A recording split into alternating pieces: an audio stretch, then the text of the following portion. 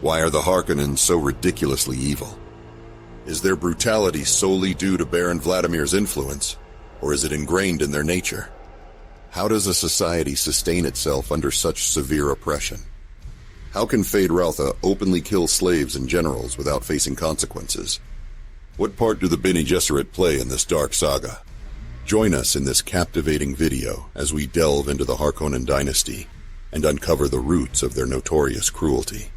We will explore the origins of House Harkonnen, their rise to power, the enduring Atreides Harkonnen feud, the mechanics of their tyranny, and the role of the Bene Gesserit.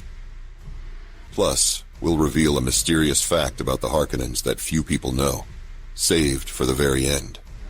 If you want to support the channel, please watch the video all the way to the end, as watch time is the most valuable metric on YouTube. Alright, let's begin. Chapter 1, Origins. House Harkonnen's story begins in the distant past when they were a house minor, struggling to gain a foothold among the great houses of the Landsraad. Originating from the region of Earth known as Finland, their name, Harkonnen, meant ox in Finnish, symbolizing strength and stubborn resilience. The Harkonnens being Finnish is actually canon. Any Finnish watching? How do Finnish people feel about this? Despite their humble beginnings, the Harkonnens were ambitious and cunning, traits that would define their rise to power.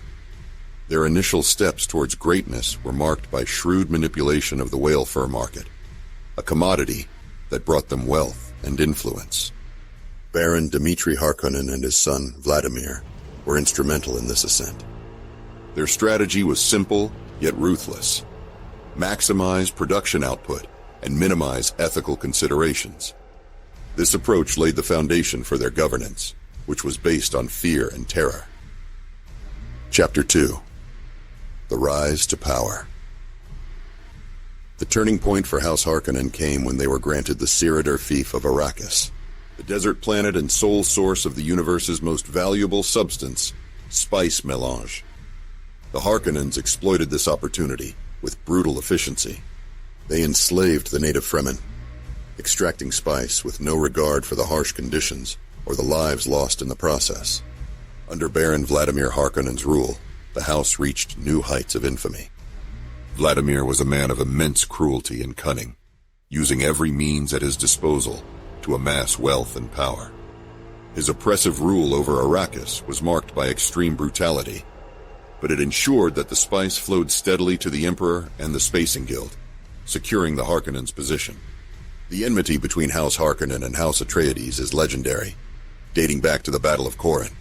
While both houses engaged in the political machinations typical of the Landsraad, their methods and philosophies could not have been more different. The Atreides, under Duke Leto, believed in a governance style that prioritized the well-being of their subjects, fostering loyalty through justice and compassion. In contrast, the Harkonnens ruled through fear, cruelty, and ruthless efficiency. Oh my god. I've never seen anything like it. Doctor, what is it, Doctor? I'm fine. Get the t-shirt. To understand how House Harkonnen could function under such extreme circumstances, one might draw parallels with historical regimes known for their brutality, such as the Nazi regime. The Harkonnens, like the Nazis, employed a system of governance that dehumanized their subjects and instilled fear to maintain control. This fear-based governance ensured that dissent was swiftly and brutally crushed, and that loyalty to the ruling class was absolute.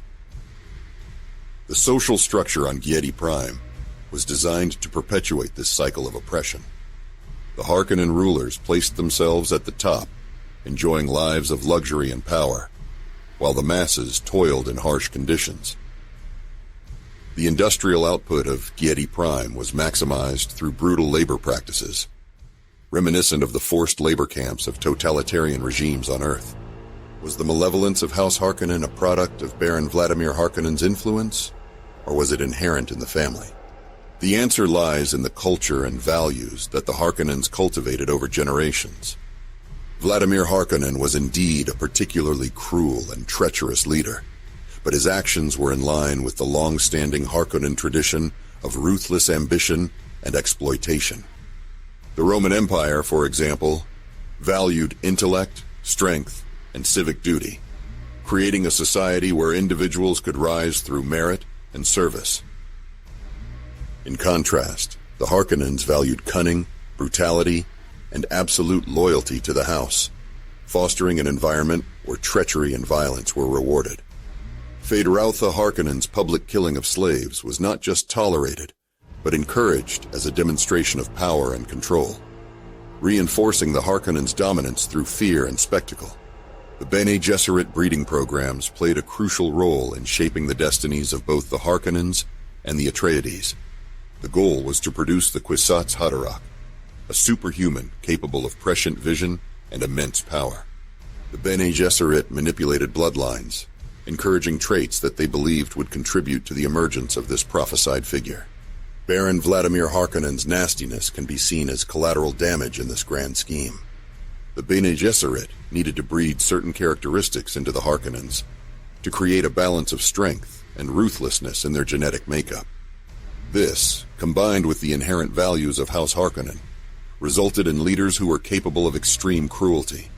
Despite the ultimate downfall of House Harkonnen, their legacy of fear and brutality left a lasting mark on the universe. The transformation of Giedi Prime under the direction of Gurney Halleck, a former slave who dismantled the planet's industrial might and restored its environment, symbolized the end of Harkonnen tyranny. However, the fear they instilled persisted, a reminder of the dark potential of power unchecked by morality. Final chapter.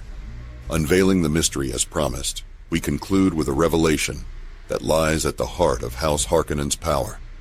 The secret that fueled their rise and sustained their reign was not just their brutality or cunning, but their understanding and manipulation of fear itself. The Harkonnens mastered the art of psychological warfare, using fear as both a weapon and a shield. They meticulously studied it, even sharing tips among themselves to refine their methods. This profound understanding of human nature allowed them to control not just their enemies, but their own people, ensuring that their grip on power remained unchallenged until the very end. Herbert describes Baron Vladimir Harkonnen's brutal methods for controlling Arrakis, including his ruthless persecution of the Fremen and use of violence and intimidation to maintain order. The Baron and his nephew Feyd-Rautha extensively used psychological manipulation, such as Feyd's staged gladiatorial combats, designed to instill fear and demonstrate power. Throughout the series, the Harkonnens' reputation for cruelty serves to intimidate both their enemies and their own people, ensuring compliance and preventing rebellion. These elements collectively form the basis for the analysis of how House Harkonnen used fear as a key element of their power structure, aligning with Herbert's broader themes of power, control, and the dynamics of political influence in his fictional universe. Stay tuned for our next deep dive into the intricate world of Dune, where we will explore the complex interplay of politics, power, and prophecy that shapes the destiny of the universe.